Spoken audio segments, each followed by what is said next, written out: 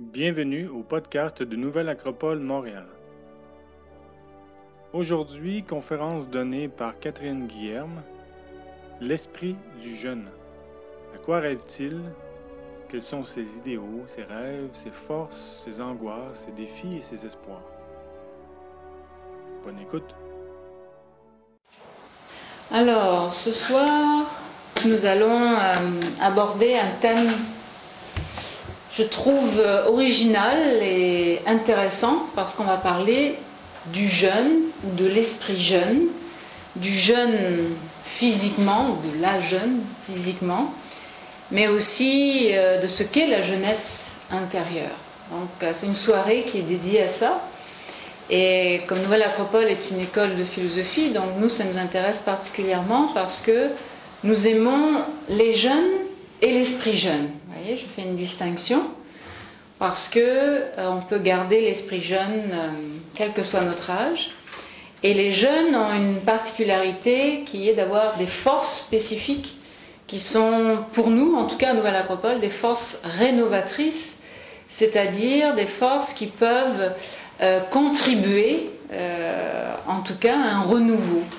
C'est très important que lorsqu'on arrive à constater que dans une société, que dans une situation donnée, que dans le monde, par exemple, qu'il y ait des choses, si l'on constate qu'elles ne sont plus valides, qu'elles ne sont plus bonnes, eh bien, il nous faut une force de renouvellement.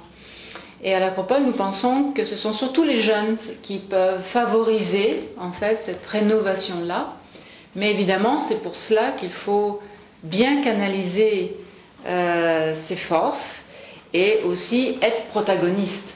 Parce que, on verra, on pourra en parler dans cette conférence, mais il peut y avoir à la fois une tendance à vouloir penser que, mais finalement ne pas agir. Alors on va parler un petit peu de tout ça. Mais peut-être on pourrait se poser la question, qui est jeune, qui ne l'est pas? Est-ce possible de ne pas être jeune? Doit-on déterminer doit-on déterminer un âge spécifique, c'est-à-dire à partir de tel âge on commence à être jeune et puis à partir de tel âge on n'est plus jeune? Est-ce que la jeunesse, c'est, comme le disent la plupart des psychologues, c'est à partir, la jeunesse nous quitte à partir du moment où on a acquis la maturité? Moi personnellement j'ai rencontré beaucoup de jeunes avec de la maturité et beaucoup de gens âgés sans maturité, donc c'est un peu confus en fait. Est-ce que nous parlons de la jeunesse quand nous parlons des changements physiologiques, hormonaux, sexuels, etc. Donc en fait ce n'est pas évident de prendre en fait un départ de la jeunesse et une fin. On peut bien sûr donner des groupes d'âge, mais c'est toujours relatif. Puisqu'en fait, un enfant est jeune. Mais évidemment, ce dont on va parler nous, c'est d'une jeunesse qui commence à rentrer un peu plus en contact avec la vie, avec le monde. Et on va peut-être parler de cette phase, peut-être un peu moins celle de 7-14 ans, mais 14-21, 21-28, qui serait peut-être, je dis bien peut-être, tout est relatif, la phase de la jeunesse physique qui est dans son élan le plus grand, le plus majeur.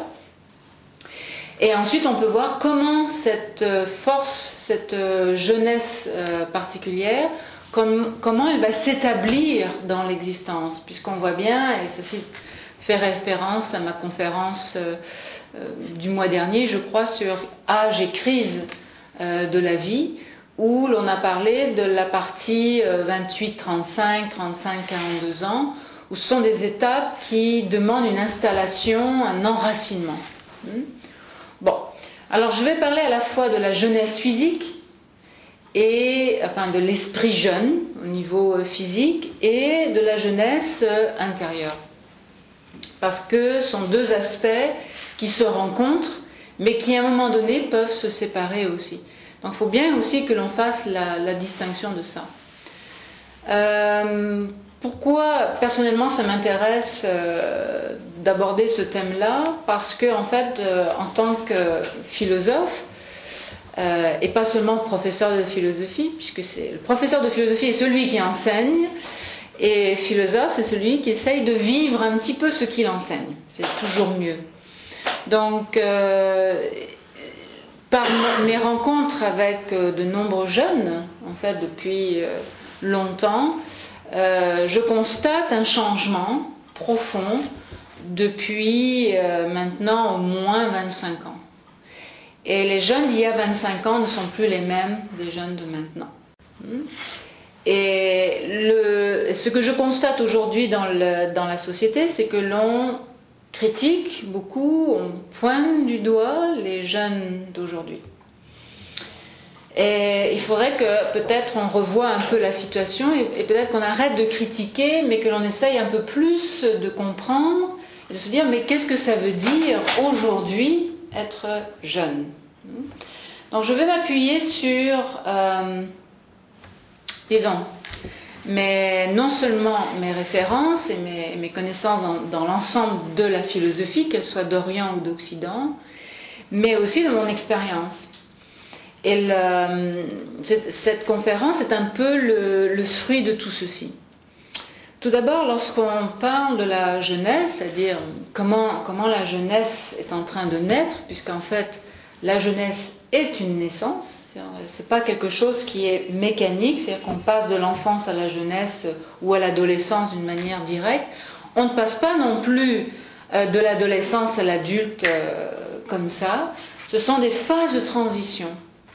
Et ce dont j'aimerais parler ce soir, donc, c'est insister sur le fait que lorsqu'on passe de ce qu'on appelle l'enfance à l'adolescence, ça demande du temps. Non seulement ça demande du temps, mais c'est pour celui qui était enfant, ou celle qui était enfant, tout d'un coup une nouvelle forme de vie. Et comme c'est une nouvelle forme de vie, il peut y avoir un sentiment de solitude qui se fait parce que tout d'un coup, je ne suis plus celui que j'étais il y a ne serait-ce que 6 mois ou 3 mois, mais je ne suis pas encore comme ceux que je côtoie dans mon environnement, ou comme mon professeur, ou comme mes parents. Donc il y a, si vous voulez, un sentiment à ce moment-là qui est vraiment très transitoire, et qui risque, et qui se passe à l'heure actuelle, qui risque d'être incompris.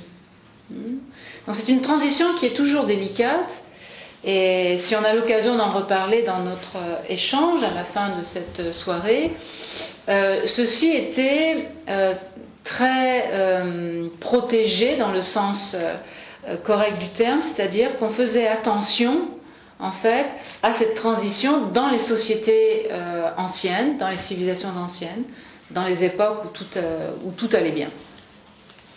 Donc la transition de l'enfance à l'adolescence peut être vécue un peu comme un drame. Est-ce que c'en est un ?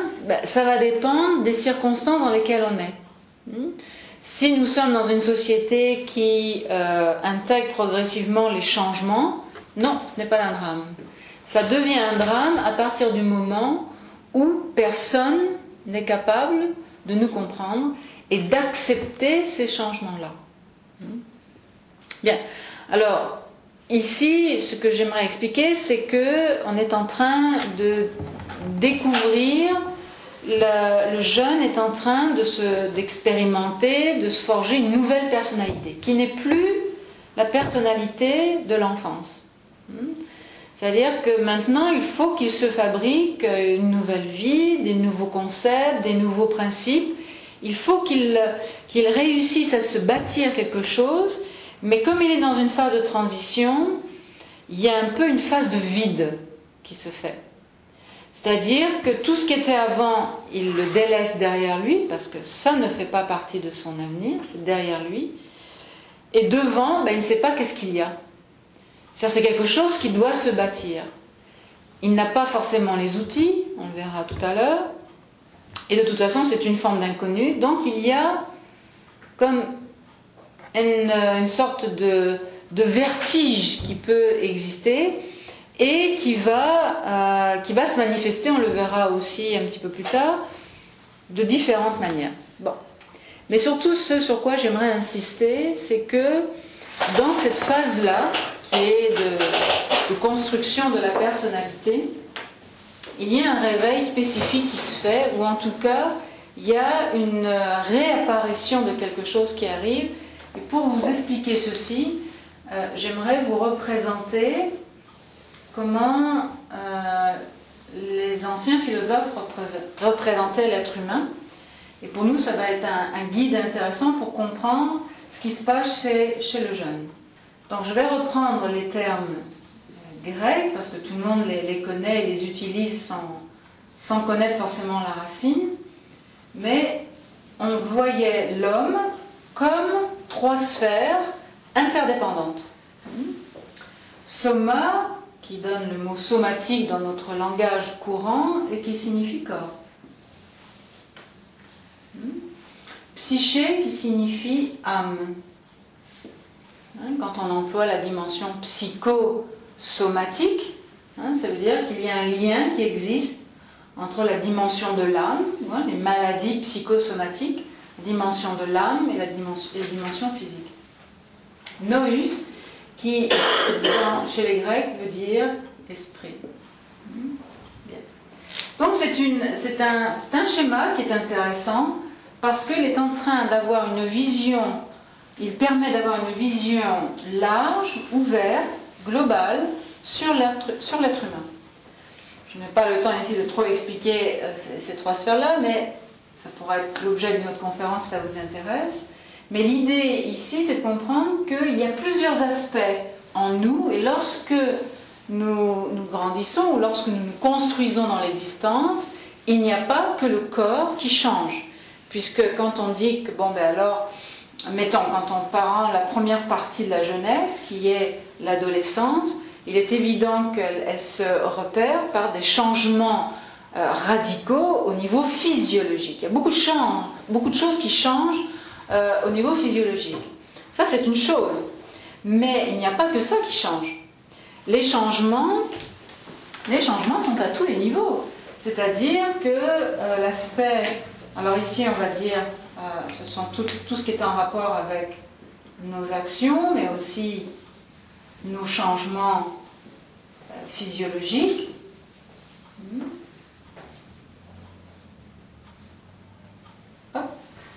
Nos changements de type affectif, c'est-à-dire notre affection, nos relations, sont en train de changer,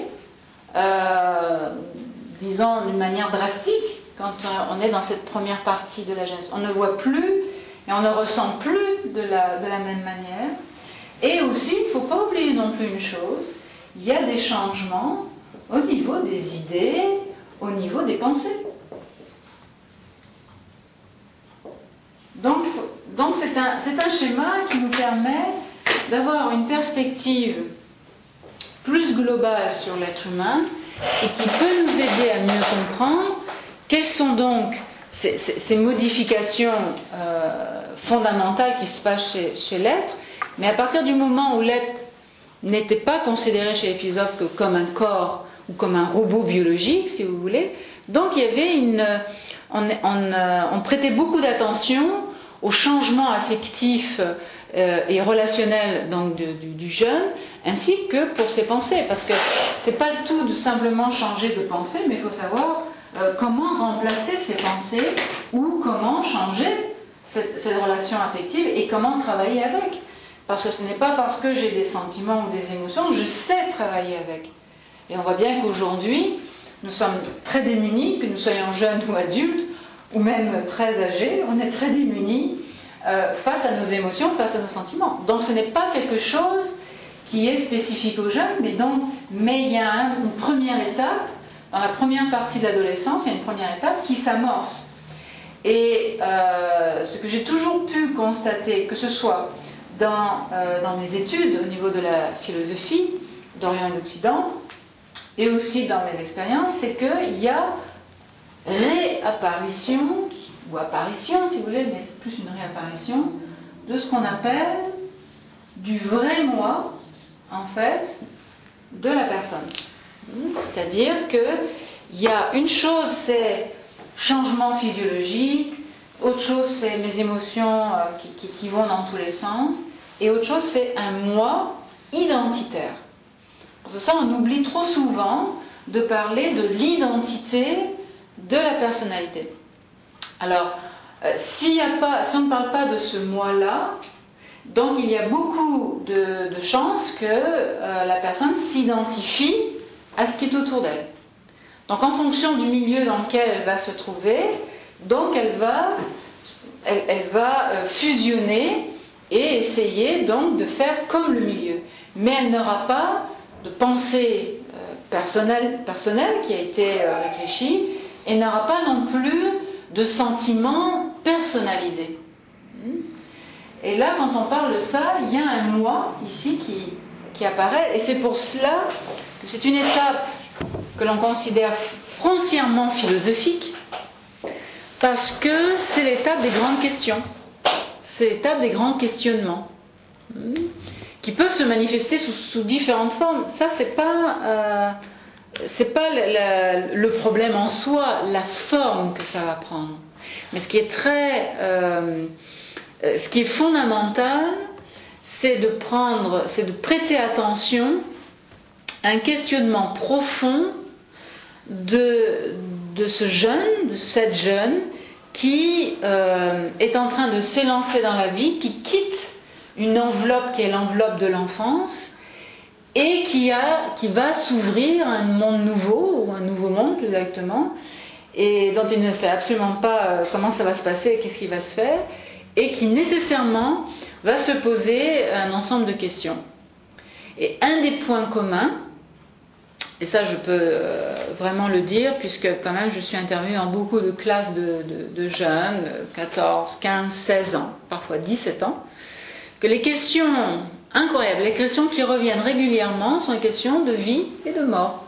La vie, la mort, l'au-delà, le monde, l'univers, d'où l'on vient, où l'on va, qu'est-ce qui se passe, qui je suis.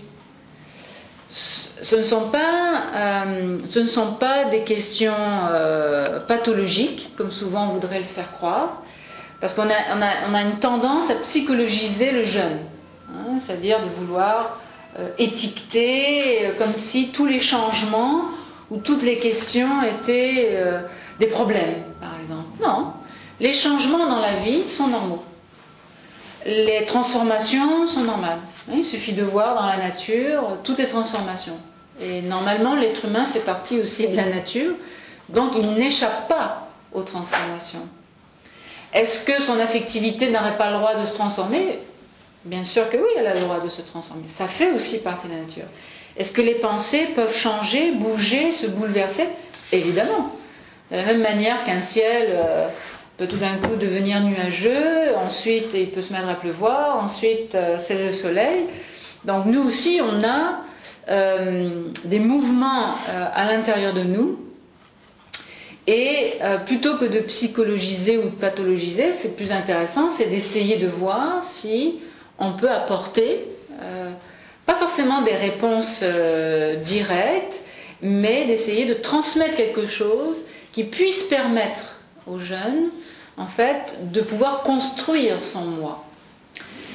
On pourrait y revenir éventuellement, mais construire son moi est fondamental, parce que c'est ça qui est la base de l'identité, de notre identité dans la société.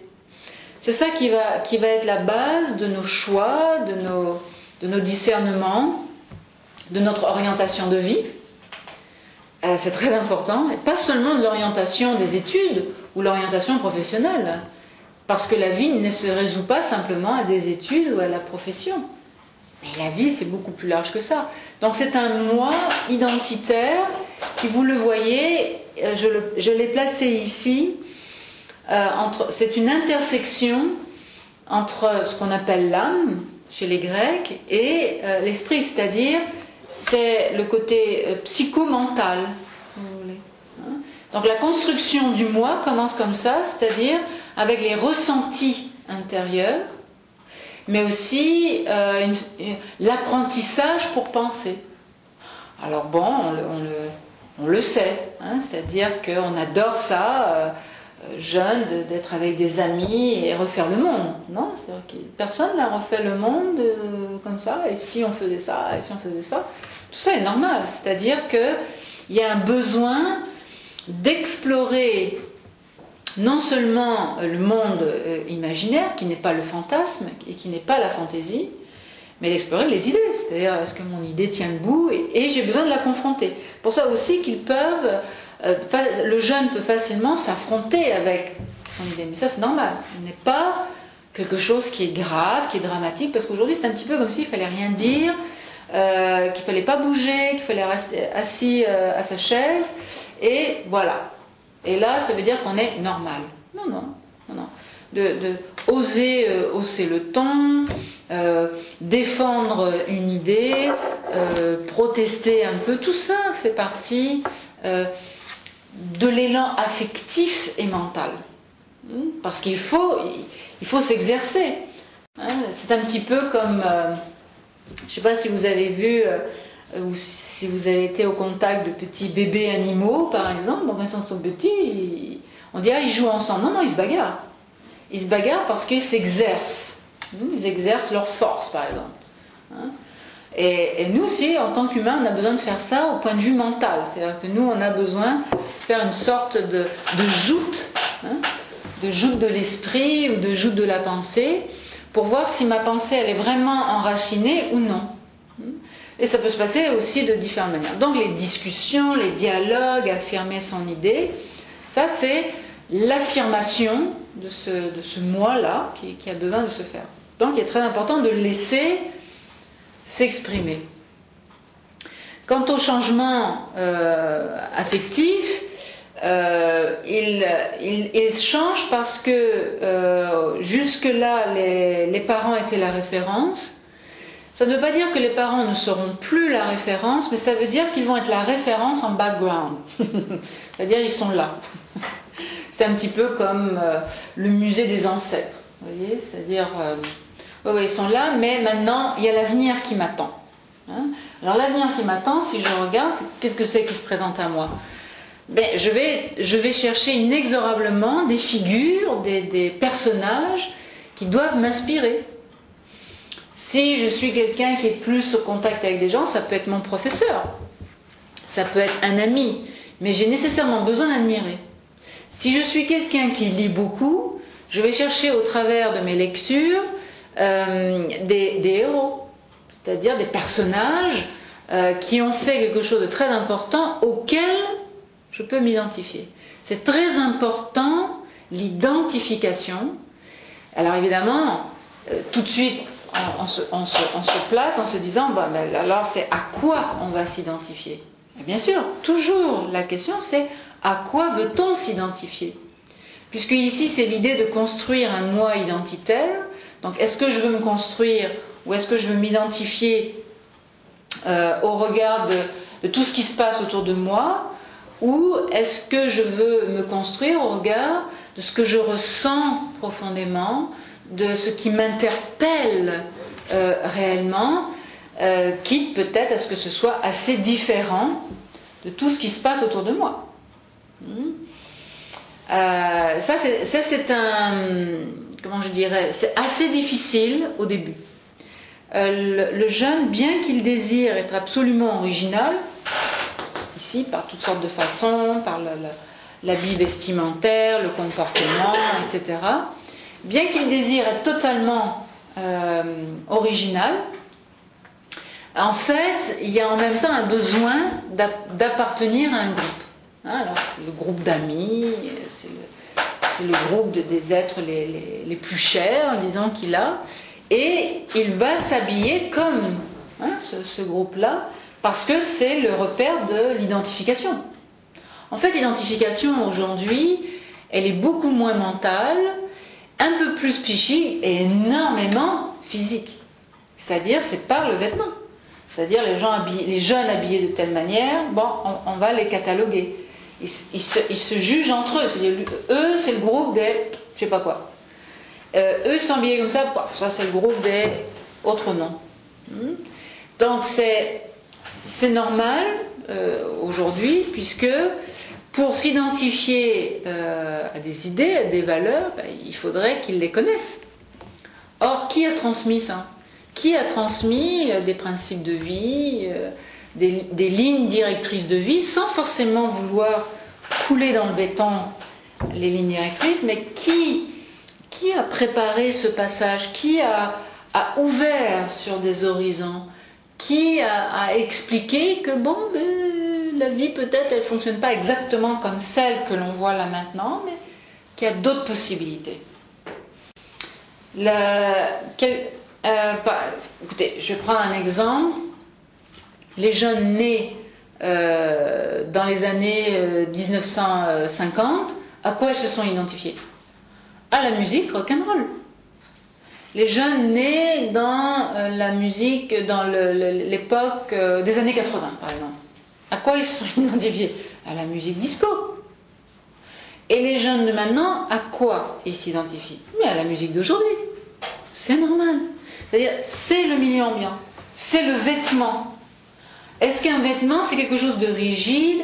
Est-ce que c'est quelque chose qui est éternel? Non. Hein? On change facilement de vêtements. Donc ça veut dire c'est juste une forme. Est-ce qu'on doit se plier à la forme? Est-ce qu'il faut absolument se couler dans la forme? Non, personne ne nous oblige. Je peux tout à fait, effectivement, c'est mon repère, c'est-à-dire quand j'entends ça, ah oui, ça je sais que c'est le maintenant. Ah, et quand j'entends telle musique, par exemple, oh ben ça c'est la musique de mes parents, ou de mes grands-parents, par exemple. Très bien, mais moi je ne suis pas une musique. Je ne suis pas non plus une mode vestimentaire. Je ne suis pas non plus une spécialisation. Il y a moi, mais effectivement, il faut que je découvre qui c'est moi. Moi, le moi. Le moi, c'est-à-dire psycho-mental. Ce qui est quand même, je dois le reconnaître, une aventure. C'est vraiment une aventure, puisque j'enseigne en fait, moi, aussi bien aux jeunes qu'aux gens beaucoup plus âgés, et qui eux-mêmes disent mais je ne me connais pas. Donc vous voyez que je ne suis pas en train de vous rassurer ici, ça veut dire que on peut très bien arriver à un certain âge et ne pas savoir, mais c'est qui ce moi-là? Quand je dis le moi, ça veut dire ce que je pense et ce que je ressens va se retrouver dans mon style de vie. Mais ce que je pense, c'est ce que je pense moi, et ce n'est pas la répétition d'une opinion ou d'une rumeur. Ce que je ressens, c'est pas ce que je dois ressentir ou ce que je ne dois pas ressentir, mais profondément, c'est une vibration intérieure. Vous voyez ce que je veux dire? C'est-à-dire que c'est pas quelque chose qu'on m'a inculqué, qu'on m'a dit, enfonce-toi bien ça dans la tête, croix de bois, croix de fer, si je mange, je vais en enfer. C'est-à-dire, c'est moi qui te le dis, c'est la vérité. Peut-être, peut-être pas. Moi, comme je suis jeune, je vais vérifier. Puisque normalement, le jeune, et on le verra tout à l'heure, devrait aimer vraiment découvrir, investiguer, et que si on lui donne une idée ou un principe, et qu'il soit pour un petit peu très, très ouvert à cette idée-là, mais il va la valider. C'est fondamental. Sinon, on est en train de refaire quelque chose de très ancien, très vieux, c'est-à-dire une forme d'intellectualisme, et on ne fait que passer un certain nombre d'idées dont personne n'a vérifié vraiment si c'était bien vrai, cette histoire-là, pour arriver à un jour où de toute façon on se rendra compte que tout ce qu'on a appris avant ne nous sert absolument pas dans l'existence. Donc le moi, c'est le moi identitaire, c'est nous en tant qu'être humain, vous voyez, nous, avec un tréma, nous, c'est notre racine la plus profonde et c'est ce qui fait que nous sommes des êtres humains. C'est-à-dire celui qui pense, qui réfléchit, qui a un moteur intérieur et qui a la capacité de pouvoir avancer dans l'existence. Bon, quels sont, je dirais, les obstacles à la construction de ce moi identitaire?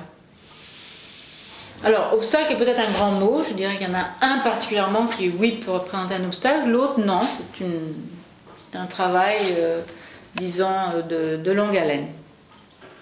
Premièrement, je dirais que quand on est jeune, Alors pareil, je reprends, tout est relatif, 14, 21 ans, 21, 28 ans, mais ça peut continuer évidemment bien après. On vit une forme de tristesse ou de mélancolie lorsqu'il y a ces changements-là. Parce qu'on était dans un monde pas mal protégé, et tout d'un coup on est lancé en fait dans un style de vie qui ne correspond plus à celui qu'on avait avant. Par exemple, ce qui est marquant à l'heure actuelle, c'est la transition du secondaire au cégep au Québec. Et bon, jusqu'au secondaire, ça va à peu près, c'est-à-dire que... Et le cégep, c'est comme si c'était tout un autre monde, et le jeune est plus livré à lui-même, et développe beaucoup plus d'angoisse, d'anxiété, parce qu'en fait, il ne se sent pas très compris. Et surtout, il n'est pas préparé. On pourrait dire, mais non, c'est pas vrai, parce que moi, je rencontre beaucoup de jeunes, ils sont toujours en train de rire, ils sont toujours en train de boire de la bière ensemble, ils s'amusent beaucoup ensemble. Ça... Oui, moi je les entends, mon bureau, il fait l'angle. Il fait l'angle ici, entre le Tabasco, je crois, et la Maisonnée. Je peux vous dire qu'entre 10h, 11h, minuit, j'entends rire là-dedans, c'est extraordinaire. On pourrait penser que c'est la joie. En fait, ce qui se passe, c'est que chez le jeune, il n'est pas question de montrer qu'il est un petit peu triste, qu'il est un petit peu mélancolique. Et donc il faut qu'il montre une surexcitation, parce que nous sommes dans une société de surexcités. Tout le monde est surexcité, que ce soit pour aller sur la route, pour aller au travail, vous ouvrez la télé, tout le monde est surexcité. Bon. C'est-à-dire, le calme existe peu. Donc, il y a une effervescence qui n'est pas la plus positive des effervescences, et qui fait que donc, alors, ce n'est pas bon signe de montrer une préoccupation. Si je suis un petit peu préoccupée, si j'ai des questions, alors on va conseiller le jeune d'aller voir un thérapeute, par exemple. Pourquoi pas ? Mais ce qu'il faut savoir, c'est que dans les dernières années, les jeunes ne veulent plus aller voir un psy, un thérapeute, un psychiatre ou quoi que ce soit, parce qu'ils refusent, parce que pour eux c'est l'image qu'ils ont, ils refusent de se considérer comme malades s'ils vont voir un psy. Pour eux, les questions qu'ils ont ne sont pas des maladies. Ont-ils raison de penser ça ? Absolument. Je suis totalement d'accord avec eux, c'est-à-dire que non, c'est-à-dire se poser des véritables questions intérieures n'est pas maladie. Combien de jeunes ont été diagnostiqués dépressifs à cause de leurs questions, et on leur a conseillé de prendre toutes sortes de médications, enfin ce qu'on appelle les fameux antidépresseurs. Un petit peu comme si je suis en dépression parce que je me pose des questions. Vous voyez ? Voilà le courant actuel dans lequel nous sommes. C'est évident, je vais faire juste une petite parenthèse, c'est évident pour nous, ça nous fait sourire jaune, parce que nous sommes dans une école de philosophie où on pose un certain nombre de questions. Alors vous voyez, on ne se considère pas malade pour autant, jusqu'à nouvel ordre, mais ce n'est pas non plus, comment je pourrais dire, une voie non plus que de vivre qu'avec des questions. C'est évident que si on a des questions, il faut trouver les réponses. Ça ne veut pas dire qu'on va trouver les réponses immédiates, mais c'est très important de trouver les réponses. Parce que si je n'en trouve pas, c'est très torturant de vivre avec des questions. Parce que si je n'ai que des questions et que personne n'est capable de me répondre, en général, c'est une histoire qui finit très mal. Et à l'heure actuelle, le fait de ne pas laisser apparaître la mélancolie ou la tristesse, ou de ne pas susciter de questions, va très souvent se résoudre par soit agression, violence, apathie aussi, et dans le pire des cas, suicide ou tentative. Donc la question à l'heure actuelle, je dirais, du suicide n'est pas tant faut-il psychiatriser le jeune, faut-il donner des médicaments dès le plus jeune âge. La question n'est absolument pas là. La question c'est peut-on aider le jeune à construire son moi identitaire. Je dis bien aider, il ne faut pas lui construire, lui doit le faire. Toute personne doit se construire dans l'existence, personne ne doit nous construire. Mais cependant, on peut se laisser façonner par le milieu. Et ce qui peut se passer, c'est une rupture alors. C'est-à-dire, je peux me laisser façonner par le milieu, c'est-à-dire, allez, je fonce, j'y vais, et en même temps avoir une aspiration intérieure, un rêve intérieur, mais en me disant, jamais je ne pourrai le réaliser. Donc il y a quelqu'un à l'intérieur qui aspire à quelque chose d'autre, et en même temps, il y a une vie, un style de vie totalement opposé à ce que je ressens intérieurement. C'est sûr que ça, c'est très difficile à vivre, même pour quelqu'un qui est adulte. Parce que les adultes aussi vivent ça. Comme les adultes vivent ça, vous comprenez bien que ça va être difficile pour un adulte qui vit cette rupture d'enseigner aux jeunes comment réaliser ses rêves. Comment réaliser son aspiration.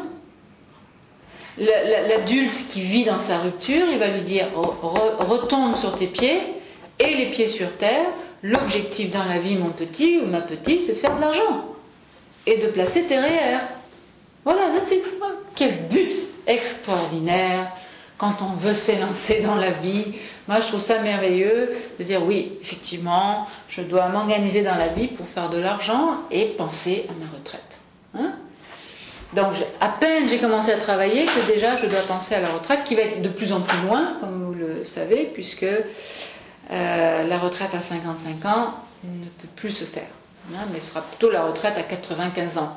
À mon avis, il y a des chances qu'on va être tous avec notre petite canne et puis on va aller à une petite chaise roulette là et on va tous se rencontrer et il faut continuer de travailler parce qu'il n'y a plus d'argent dans les caisses. C'est ça la perspective. C'est ça la vie. Alors on peut comprendre les contestations quand même, les protestations, toutes les formes, disons, qui existent à l'heure actuelle, que ce soit apathique, soit agressive, ou violente, ou tout ce que vous voulez, parce que face à tout ça, ça donne pas le goût, finalement. Et on va retarder le plus longtemps possible l'entrée dans un monde qui n'est pas tellement motivant et qui ne nous propose pas grand-chose, sauf d'avoir la maison. Le rêve, c'est la maison, la voiture, dernier cri, le gadget, dernier cri, le cellulaire extraordinaire qui prend les photos, qui permet d'avoir la télé, qui bientôt va distribuer les pop-corn, enfin ça va être fantastique. C'est-à-dire, ça c'est la vie. Bon, non, qu'il y ait mélancolie, parce qu'il y a une transition, ça c'est franchement normal. De la même manière qu'il y a mélancolie, et je vous prie de vérifier autour de vous, parce que c'est sûr que vous avez des gens de cet âge-là autour de vous, demandez aussi aux gens comment ça se passe pour eux, le passage à la quarantaine et à la cinquantaine. Demandez-leur s'il n'y a pas un peu de mélancolie, s'il n'y a pas un petit peu d'angoisse, d'inquiétude, comment ça va se passer. C'est qui est normal. Tout ça, c'est normal. C'est-à-dire, ce sont des phases. C'est-à-dire, on quitte quelque chose pour rentrer dans quelque chose que nous ne connaissons pas. L'être humain, naturellement, a des peurs de l'inconnu. Ce n'est pas la peur qui est le problème. Parce que la peur fait partie de la vie. Ce qui est fâcheux, ennuyeux, c'est si la peur nous paralyse. Et alors, veut nous faire absolument rester dans la situation dans laquelle nous sommes. Donc si elle nous rend statiques. Donc ça c'est dangereux. Mais la peur en elle-même est importante parce que elle peut faire jaillir de nous une qualité, une vertu qui s'appelle le courage. Et on a tous besoin de courage dans la vie. Et comment développer le courage dans la vie si on n'est pas confronté à quelques peurs? Vous voyez? Donc ça c'est normal. J'y reviendrai à cette idée-là parce que on est un peu trop surprotégé et c'est comme s'il fallait éliminer toute la course d'obstacles. Donc, je dirais cette première chose, la mélancolie, l'angoisse, l'anxiété, les inquiétudes, parce que nous changeons d'étape, ça c'est normal. Par contre, il y a peut-être une situation qui est un petit peu plus freinante, je dirais, un peu plus asphyxiante, voilà, exactement, qui est notre environnement à l'heure actuelle. Notre environnement actuel peut empêcher un peu ou retarder en fait la construction du moi identitaire. Pourquoi je dis ça? Je dis ça parce que il est fondamental de performer aujourd'hui. Il faut performer à l'école, il faut performer au travail, et c'est ça que je viens de voir. Pour une profession basique, maintenant c'est plus une maîtrise qu'il faut, c'est un doctorat. Et de toute façon, c'est pas du tout garanti qu'avec ce doctorat, je vais pouvoir travailler dans ma profession. Donc déjà, faut travailler beaucoup, il faut être absolument spécialiste, compétent. Quand on rentre à l'université, on nous dit tu dois faire que ça. Donc c'est une religion finalement, c'est-à-dire en dehors de l'université, point de salut en réalité.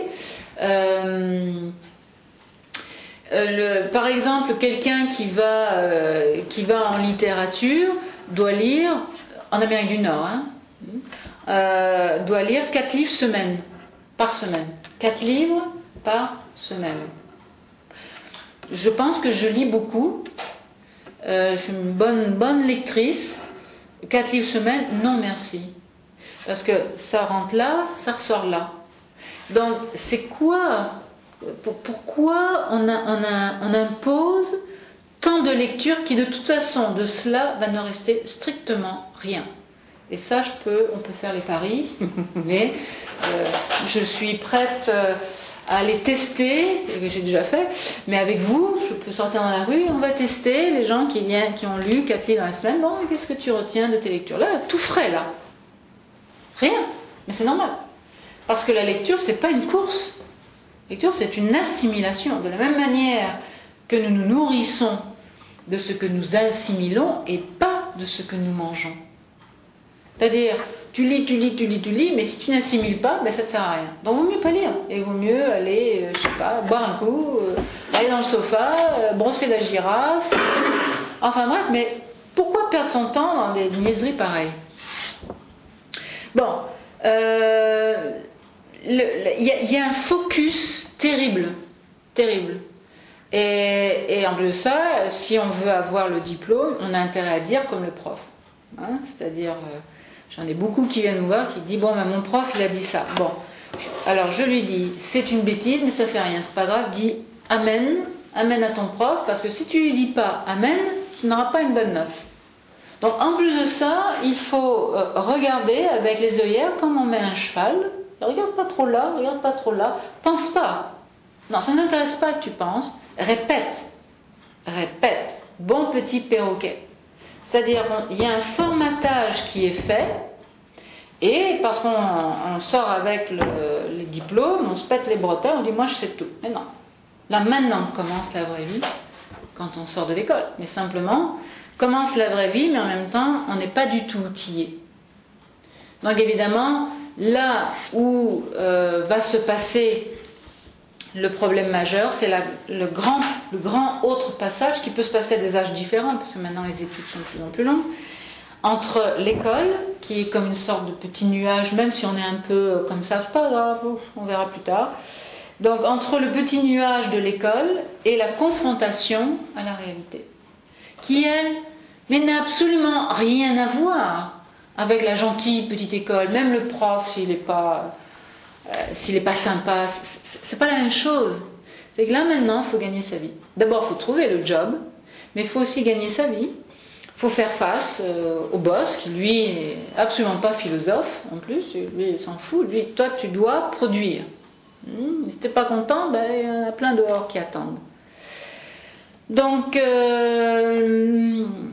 cet environnement-là est un environnement cassant. C'est-à-dire ça fait une rupture. En plus de ça, si le jeune proteste un peu, Mettons envers le prof, envers le parent, dire, oui, mais moi je veux vivre mon idéal, par exemple. L'idéal, mon petit, ma petite, ça te passera. Hein, c'est-à-dire, tu verras, quand tu auras mon âge, ton idéal, ce sera ta maison, ta voiture, tes pantoufles quand tu rentres à 6 heures du soir, et ton compte en banque rempli. Et bon, alors si le jeune, il est timide, s'il n'est pas trop affirmé ou quoi que ce soit, il va se soumettre. Soumission. Et il va, lui qui ne voulait pas refaire comme les adultes autour de lui, va faire exactement la même chose, et je peux vous prédire, bon, 20 ans plus tard, il va se retrouver avec les pantoufles, le compte en banque bien rempli, les actions par-ci, les actions par-là, et peut-être que c'était le même qui avait pu un peu militer pour quelque cause quand il était jeune. Trop fragile et mal guidé. Personne pour essayer de canaliser un peu cette fougue et cet élan pour essayer de faire quelque chose. Peu importe, c'est maladroit, on s'en fout de ça. Ce qu'il faut, c'est essayer. Parce que de toute façon, qui n'essaye pas n'a rien.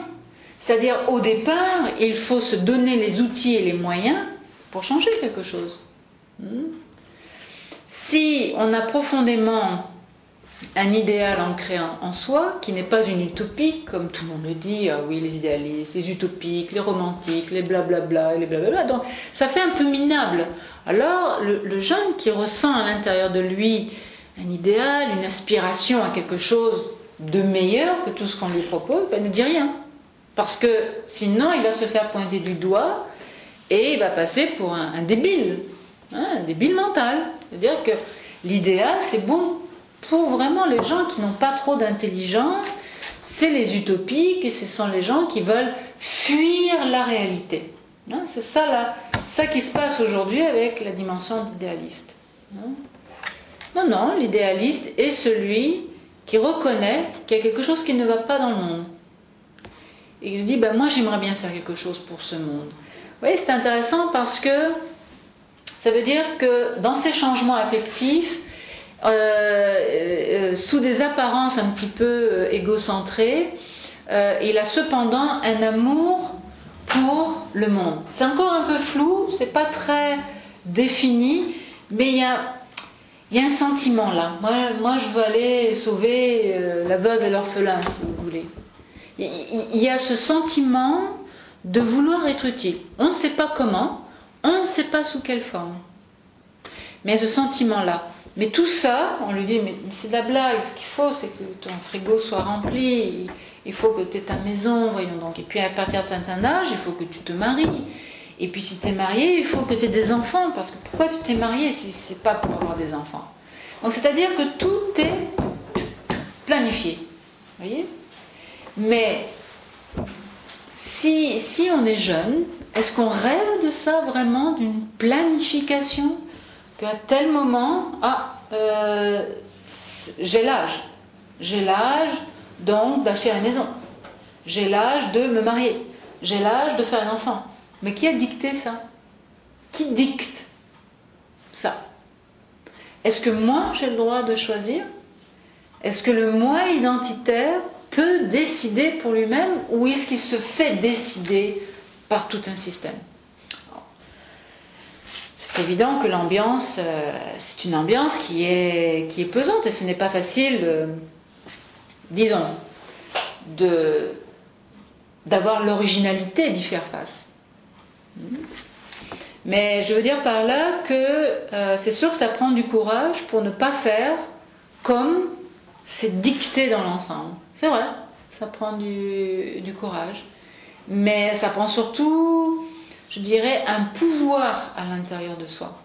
Et c'est de ça que j'aimerais parler. Donc dans ma deuxième partie, on va faire une toute petite pause de 10 minutes, si vous le voulez bien.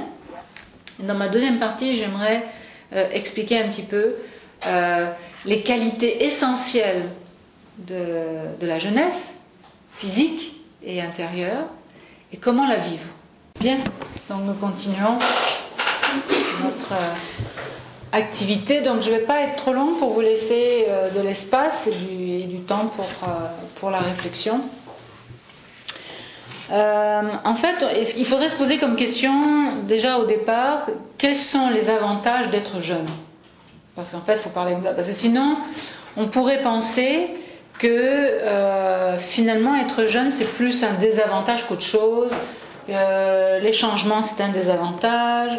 Que finalement, c'est comme le jeune qui veut se présenter pour un travail, on lui dit, bah oui, tu peux travailler, mais il te faut de l'expérience. Enfin, vous comprenez? C'est comme si... Bien souvent, c'est pas aussi avantageux que ça d'avoir toute la jeunesse physique dont pourtant on nous vante les mérites uniquement physiquement, puisqu'il y a une quête de la jeunesse physique, mais on oublie trop souvent la quête de la jeunesse intérieure, en fait, réelle, ce qu'elle veut signifier. Alors j'aimerais donner quelques éléments comme ça que je me suis réintégrée au travers de l'expérience que j'ai eue et de mes rencontres. Je pourrais dire que être jeune, ça signifie surtout être fougueux et avec beaucoup d'élan.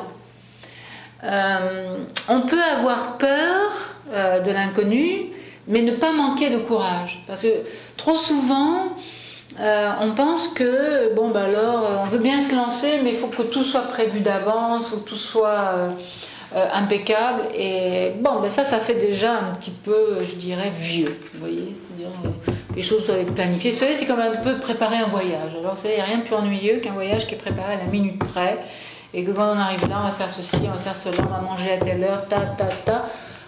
Ça manque un peu de défi, ça manque de piment, ça manque d'aventure. Alors non, être jeune, c'est vraiment avoir ce sens-là, justement, de l'aventure, de se mettre un petit peu à l'épreuve. Et si le jeune aujourd'hui a peur de l'épreuve, ça veut dire qu'on lui a un peu sucé un peu de sa jeunesse, mais c'est juste un vernis, en fait, parce que on l'a tellement bien encadré que finalement on lui a enlevé toutes ses possibilités et le fait de ressentir qu'il a les moyens d'aller de l'avant, mais c'est surtout qu'il a besoin d'aller de l'avant. C'est essentiel. Et ce qui se passe surtout à l'heure actuelle, c'est que s'il n'a pas d'épreuve ni de rite dans l'existence, il va s'en faire lui-même. Sauf que ça va être n'importe quoi. Ça va être dans n'importe quelle situation. Bref. Et ça, les rites et les épreuves étaient vécus dans toutes les sociétés anciennes, réalisés, ce qu'on appelle les rites de passage, après les épreuves. C'est-à-dire qu'on mettait le jeune au défi. Par exemple, celui qui avait entre 12 ans et 15 ans, par exemple, dans un bon nombre de sociétés, on l'envoyait en forêt, seul, et il devait se débrouiller. Évidemment, il était un peu surveillé, mais il ne savait pas. Mais il devait se débrouiller, il devait survivre 3 jours, 3 nuits dans la forêt. Et il savait que le fait de revenir de cette petite épreuve allait le faire passer dans un monde d'une plus grande réalité. Est-ce qu'il a été lancé comme ça dans la forêt tout seul, sans préparation? Bien sûr que non. Il a été préparé, toutes les transitions se sont faites, et ensuite il fallait qu'il ait comme une épreuve de passage. Et ensuite, le rite de passage valide. Vous voyez, tout ça, tous ces éléments-là, qui ont été totalement évacués de nos sociétés dites civilisées, puisque maintenant on a encore quand même ces rites de passage d'une manière parfois un peu étrange, dans les sociétés dites non civilisées. Mais nous avons complètement évacué. Ça ne sert à rien. Comme on est, ce n'est pas la peine. Quand on est petit, on est déjà adulte. C'est-à-dire qu'on dit que les enfants sont des petits adultes. Donc il ne peut même pas vivre son enfance que déjà il est adulte. Vous voyez ? Donc non, absolument pas. C'est-à-dire qu'il y a des étapes, en fait, à passer, qui sont les étapes de la conscience, en réalité. Et ces étapes de la conscience vont permettre de construire étape par étape, barreau d'échelle par barreau d'échelle, à construire le moi identitaire qui est fondamental. Donc ça veut dire que l'avenir va se baser sur un petit acquis. De nouveau, il y aura une préparation, des épreuves, rite de passage. Et de nouveau, l'avenir va devenir chaque fois plus large voir les acquis obtenus par ses propres résultats, qui sont des résultats de vie, pas des résultats intellectuels ou de suppositions ou de fantasmes, de vie, c'est-à-dire que le jeune va constater qu'il a des moyens à l'intérieur de lui. Donc, besoin de défis, besoin d'aventure, très important. Besoin aussi de découvrir, besoin d'apprendre. Besoin d'apprendre la vie, les lois de la vie, comment ça fonctionne. Donc, il y a un intérêt pour l'univers, comment ça fonctionne, la planète, l'être humain, tout est à découvrir. Et ça fait partie de cet état de jeunesse, c'est-à-dire de se laisser émerveiller par ce qui est autour de nous et pas seulement par ce qui est technologique. Technologique, c'est vrai qu'il y a des choses quand même qui n'existaient pas il y a 20 ans ou 30 ans et qu'aujourd'hui, écoutez, ces petits enregistreurs tout petits, ça n'existait pas il y a 10 ans. Les cellulaires non plus. Tout ce que l'on peut faire aujourd'hui avec les technologies, effectivement, est intéressant. Mais la nature aussi est merveilleuse, la nature est assez épatante et nous n'aurions pas pu faire établir cette technologie sans la compréhension des lois de la nature. De la même manière que nous sommes capables d'envoyer toutes sortes de sondes dans l'espace, pour faire ça, il faut comprendre les lois de la nature. Déjà, il faut avoir compris les lois de la pesanteur. Vous voyez, déjà, pour avoir des avions, pour envoyer des fusées, des sondes, etc. Donc ça veut dire, l'apprentissage des lois de la nature n'est pas que pour donner l'aspect technologique, c'est aussi pour réfléchir. Donc apprendre, c'est pas simplement pour devenir un spécialiste de quelque chose, mais c'est apprendre pour comprendre. Parce que ce n'est pas la même chose. Je peux apprendre sans comprendre. Vous savez, c'est la particularité d'aujourd'hui. On peut apprendre plein de choses, mais finalement je comprends rien, mais de toute façon c'est pas grave. J'ai appris, alors tiens, là le papier. Non, comprendre. Parce que si je comprends, je peux construire ma vie avec ce que je comprends. Je peux rien construire dans mon existence si j'ai appris plein de notions, mais je ne sais pas quoi faire avec. Ça s'appelle intellectuel. C'est intellectuel, c'est théorique, vous voyez, c'est abstrait. Alors, pour ça qu'on peut avoir des hyper spécialistes, de je ne sais pas quoi, de la bibi, de la bidouille, de tout ce que vous voulez, mais en dehors de ce champ de spécialisation, la personne, totalement prise, pognée, comme on dit, pognée avec des situations, et ne pas être capable de savoir quoi faire. Et nous, après, quand on voit des situations dramatiques, on dit, mais il avait l'air intelligent. Pourquoi il a fait ça? Il avait l'air intelligent, il avait les diplômes, et il a fait ça. C'est-à-dire qu'il est complètement irrationnel. Et oui, c'est qu'il y a eu rupture entre le mental, qui lui peut pédaler comme il veut, dans la choucroute, partout, il peut pédaler. Donc, le mental pédale, le cœur bat pour quelque chose, et les mains font à l'opposé. Donc, quand la tête, le cœur et les mains sont séparés, c'est-à-dire n'œuvrent pas dans la même direction, ça donne des choses bizarres. Ça donne des situations dont on nous rapporte les faits dans les médias et qu'on dit mais c'est quand même assez curieux. Ce qui est curieux, c'est surtout qu'il n'y a pas eu croisement, il n'y a pas eu cohérence. Donc il faut que tout ça travaille dans la même direction. C'est une construction, c'est pas magique. De la même manière, c'est pas parce qu'on a deux jambes au départ, le bébé il est tout bien constitué, ça ne veut pas dire qu'il sait manger. Normalement, s'il a un cerveau, ça ne veut pas dire qu'il sait penser.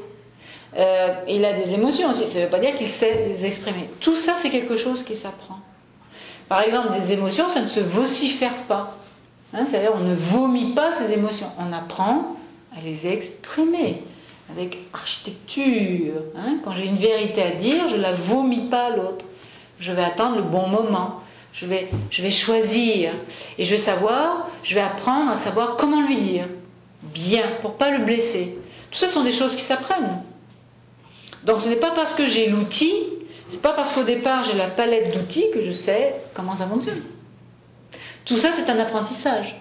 Donc c'est apprendre pour comprendre. Et le jeune être jeune, normalement, signifie vouloir réaliser ses rêves. Vouloir réaliser ses rêves. C'est-à-dire d'abord avoir des rêves. Alors on pourrait se dire, est-ce que être jeune aujourd'hui, est-ce qu'aujourd'hui quand on est jeune, on a des rêves? Ben, bien sûr. Même si le jeune ne le dit pas, c'est évident qu'il rêve. Tout le monde rêve aussi, il faut savoir, il n'y a pas que les jeunes qui rêvent.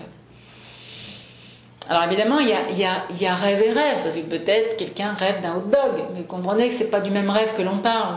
C'est-à-dire que ça va durer quelques minutes le rêve du hot dog. Une fois qu'il sera mangé, il faudra remplacer ce rêve-là par un autre rêve. Non, rêve, c'est aspirer à quelque chose, vouloir faire quelque chose. Donc, est-ce que être jeune aujourd'hui permet d'intégrer l'idée du rêve? Évidemment. Ce qu'il faut, c'est redécouvrir le courage de vivre ses rêves. Redécouvrir. Sinon, on va finir tous comme des petits vieux avant l'âge. Parce que la particularité d'une vieillesse sclérosée, c'est que la seule chose qui compte, c'est d'avoir à manger à heure fixe. Voilà. Et d'avoir un toit sur la tête. Ça, on pense que ça, c'est la vieillesse. Non. Ou jouer au bingo, ou faire la danse de ligne, ou des choses comme ça. Non. Normalement, vieillir, c'est avoir un peu de sagesse. C'est-à-dire, ça veut dire avoir compris un peu des expériences de la vie, ce qui fait que quelqu'un qui est plus vieux peut enseigner aux plus jeunes. Je dis bien enseigner et je ne dis pas faire la morale. C'est deux choses différentes. Enseigner. Parce que même si on ne veut pas l'avouer, quand on est jeune, et tout le temps, je crois, dans la vie, on a besoin de repères, on a besoin de modèles, on a besoin d'exemples. Et de modèles qui nous montrent et qui nous prouvent que nous aussi, nous avons les moyens de faire cela. Que nous pouvons le faire. Que nous pouvons nous élancer dans l'aventure. Le héros, par exemple, d'une histoire, c'est évident, c'est naturel que être jeune signifie je vais m'identifier au héros. Je ne vais pas normalement m'identifier au méchant. À mon avis, il y a un problème si on s'identifie au méchant. Ça peut arriver, mais ce sont des cas, ce sont des exceptions. Mais en général, on s'identifie au héros. Alors si on va voir un film extraordinaire, ou si on lit un bon livre, et que là on s'identifie au héros, quel dommage, n'est-ce pas, de s'être identifié à ce héros ou à cette héroïne, puis finalement de retourner à ces choses de la vie quotidienne et de trouver ça bien plate. Pourquoi ne pas essayer de redevenir le héros de sa vie? Alors, on va voir, ça prend peut-être quelques formats, mais c'est un peu ça. Pourquoi la vie devrait être plate? Pourquoi se soumettre à un style de vie qui ne nous correspond pas? En fait, le cœur de la jeunesse, le cœur de quelqu'un qui est jeune, aussi bien physiquement qu'intérieurement, est très sensible à ce qui est noble. Noble dans le sens, ça veut dire qui va faire quelque chose de beau dans la société, qui va faire quelque chose d'extraordinaire. Je précise parce que notamment depuis quelques années, il y a un engouement majeur envers les institutions internationales, genre ONG, pour aider, faire toutes sortes de contributions volontaires et humanitaires dans le monde. Et il y a beaucoup, c'est-à-dire que le jeune veut appartenir à un mouvement qui va aider. Peu importe si ce mouvement est éthique ou pas. Alors on va dire, alors ça sert à rien. Non, c'est pas ça. Ça va être une forme d'expression au départ. Par la suite, il va se rendre compte et il va se mettre en quête de quelque chose qui est éthique. Mais au départ, on voit bien, il y a un besoin d'apporter de l'harmonie, de la paix, de la beauté, un peu de gentillesse dans ce monde qui n'est pas toujours gentil. Mais l'autre point très important, normalement, être jeune, c'est ne pas être obsédé par l'argent ou par la performance. Normalement, c'est avoir ce sens d'être prêt à vivre de peu, hein, comme on dit souvent, un peu d'eau fraîche, d'amour et d'eau fraîche, c'est-à-dire défier un peu l'existence. Et puis, normalement, être jeune, c'est faire quand même, c'est réaliser ce que l'on aime fondamentalement, et pas de se plier, disons, à des contingences extérieures, tout ça pour avoir les pantoufles, l'assiette, je ne sais pas comment, et la maison. C'est-à-dire, normalement, il n'y a pas de soumission possible, normalement. Si aujourd'hui il y a soumission, ça veut dire qu'on a dénaturé la jeunesse intérieure. C'est ça que ça veut dire. Alors, comme il y a quand même un contexte qui n'est pas évident, donc j'ai réfléchi un petit peu de qu'est-ce que ça voudrait dire aujourd'hui de vivre sa jeunesse. Je rappelle, physique comme intérieure, hein, parce que maintenant que le monsieur est parti, je suis la plus âgée de vous. Et bien que mon corps physique soit plus âgé que vous, intérieurement, je ne me sens pas l'âge de mon physique. Pas dans le sens que je veux jouer à la petite jeune, ça ne m'intéresse pas. Je ne veux pas jouer à la jeune de 20 ans, c'est pas mon but. Mais par contre, l'élan que j'ai à l'intérieur de moi est aussi fort que celui que j'avais à 20 ans, sinon renforcé. C'est-à-dire que l'aventure, le défi, me parle toujours autant, et probablement plus, et que je ne voudrais absolument pas d'une vie hyper rangée, et je ne l'ai jamais eue, et je ne l'aurai point. Je ne pense pas. Donc comment faire pour bien vivre sa jeunesse malgré les circonstances qui n'aident pas? Quelques réflexions, et après on pourra en parler. Tout d'abord, récupérer la confiance en soi. Ça c'est très important, parce que si minimalement je n'ai pas un peu de confiance dans mes possibilités en tant que jeune, bon bah là effectivement vaut mieux aller se ranger et, comme tout le monde, et puis de jouer la carte de la sécurité. Pour avoir confiance en soi, il faut apprendre à se connaître. Je l'ai dit tout à l'heure, apprendre à se connaître, c'est savoir comment tout ceci fonctionne, quels sont les outils que nous possédons et comment les utiliser. Donc ça, c'est apprendre à se connaître. Donc connaître les qualités, les faiblesses, là où on est plus sensible, là où on est un peu plus fort. Tout ça, c'est important, parce que sinon on va se faire piéger par tout ce qu'on ne connaît pas de nous-mêmes. On va se faire piéger. Et on va penser que c'est ça, c'est normal. Et on va se faire embarquer dans des situations que l'on n'a pas voulu vivre.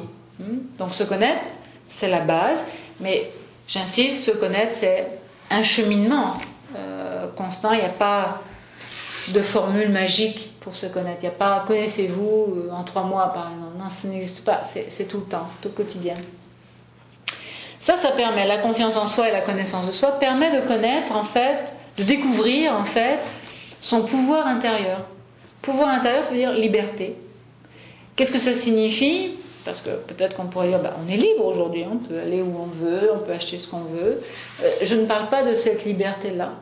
Je parle de la liberté d'être soi et d'avoir un impact dans sa vie. Non seulement d'avoir un pouvoir sur soi, mais aussi de pouvoir faire quelque chose de sa vie. Ça, c'est un grand pouvoir, vous savez.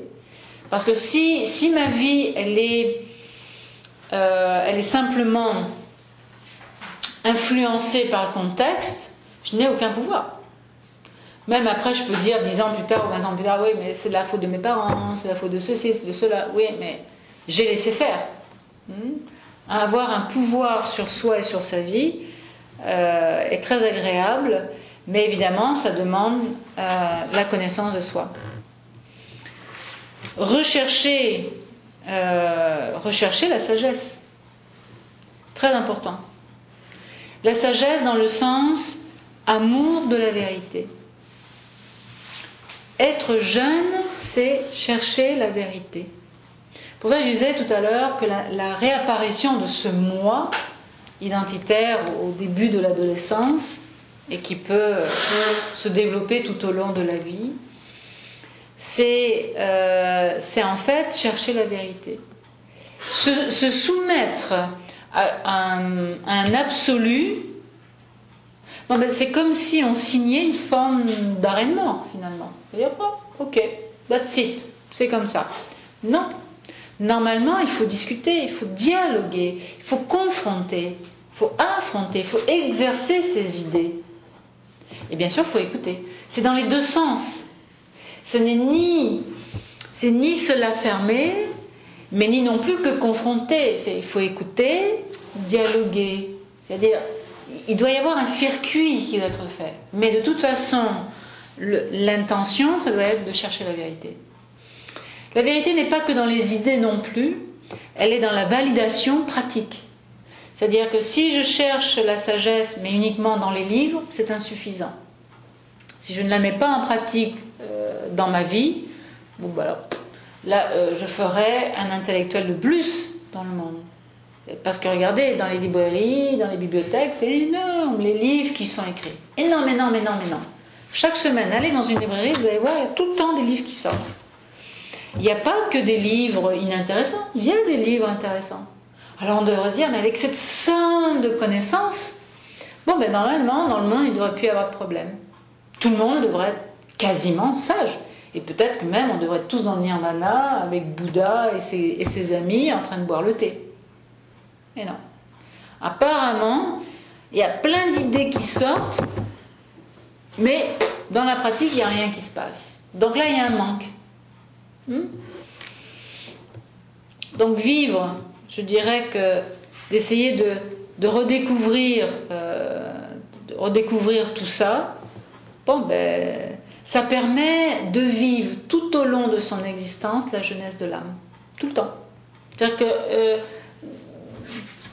en gros, ça veut dire qu'on reste jeune tout le temps. De la même manière qu'on peut trouver un jeune de corps qui est déjà complètement fermé et rigide dans son statut de vie, et de la même manière on peut trouver quelqu'un de 70 ans qui est toujours en train de s'émerveiller face à la vie et qui est prêt à s'élancer, comme toujours dans l'existence. Donc ces éléments de confiance, de connaissance de soi, d'exercer un pouvoir dans sa vie et de rechercher toujours la sagesse, qui est l'amour du juste. La sagesse, c'est l'amour de ce qui est juste. Ça donne beaucoup de possibilités, notamment d'être soi-même, d'être soi, et de ne pas avoir peur. Être soi, c'est-à-dire d'affirmer ce que l'on est, va éliminer les peurs de ce que vont penser les autres. C'est être authentique. Parce que ce que j'ai constaté, c'est que très souvent, on est d'une façon avec un groupe de personnes, d'une autre manière avec un autre groupe de personnes, d'une autre façon avec un autre groupe de personnes. Et vous savez, c'est un peu fatigant de vivre la personnalité multiple. Vous voyez ? C'est-à-dire d'être toujours différent en fonction du monde avec qui l'on est. Non, il faut être soi-même. Mais soi-même, c'est toute une architecture. Soi-même, ça veut dire être capable d'affirmer ce que l'on pense, ce que l'on ressent, même si on commet des erreurs. Les erreurs font partie de l'existence. Mais sans avoir peur de ce que les autres vont penser. Quel est le problème ? Il faut bien s'exercer aussi. Un jour, il faudra bien dire quelque chose. Il faudra bien dire, moi, je pense ça. Voilà ce que je ressens. Ah bon ? T'es fou ? Non, je ne crois pas que je sois fou. Mais c'est ça que je ressens. Ah, explique-moi ça. Donc, c'est évident qu'on rencontrera des gens qui aussi pensent comme nous. Ou qui ressentent comme nous. Parce que si on ne s'affirme jamais, si on n'est jamais soi-même, on ne rencontrera jamais non plus ceux qui sont authentiques. Et c'est quand même important de rencontrer les amis ou une famille qui soit sympathique à ce que l'on ressent ou à ce que l'on pense. Je dis famille parce qu'effectivement ça fait un peu famille. Dans ce sens que d'un coup, on échange avec quelqu'un, et ça fait ça quand on est jeune, et on partage les mêmes idées. C'est merveilleux, non ? C'est-à-dire qu'il y a toute une émulation, et ça fait du bien, tellement du bien, de pouvoir dire ce qu'on a à l'intérieur de soi sans être jugé ou catalogué. Bon, alors il a dit ça, ça signifie qu'il est à ton stade, gna gna. Non, on s'en fout de ça. Ce qui est important, c'est qu'il y a une dynamique et une fluidité. C'est très important aussi parce que c'est ça qui va permettre, si j'arrive à être moi-même, donc je peux participer, collaborer à un monde meilleur. Parce que je pense qu'on peut l'améliorer, ce monde, sincèrement parlant. Mais l'amélioration ne passera ni par l'économie, ni par la technologie, ni par le pétrole, tout ce que vous voulez, ni par les gouvernements, mais passera par l'humain. Et la rénovation, c'est la jeunesse. On peut pas dire, c'est pas à 70 ans qu'on va refaire le monde. À 70 ans, ce qu'on peut faire, c'est transmettre les choses. Transmettre les valeurs. Et vas-y, expérimente, innove, change un peu les choses. Ne refais pas ce qui a été fait, parce que regarde, nous on en est. Donc fais pas comme les formes. Ces formes-là montrent que ça ne fonctionne pas. Change. Mais change pas pour changer. Change pour améliorer. C'est ça qui m'intéresse.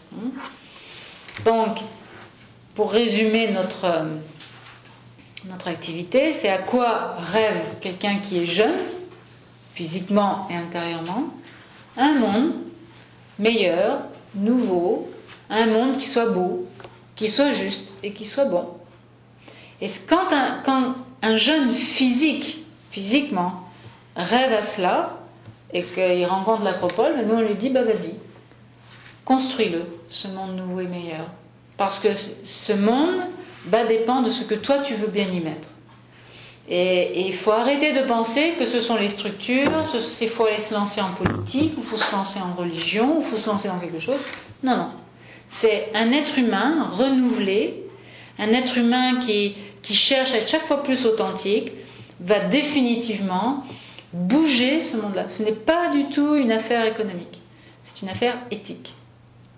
Et le jeune aspire à l'éthique, c'est-à-dire, ou morale, si vous voulez. C'est moral, c'est-à-dire il veut des choses propres.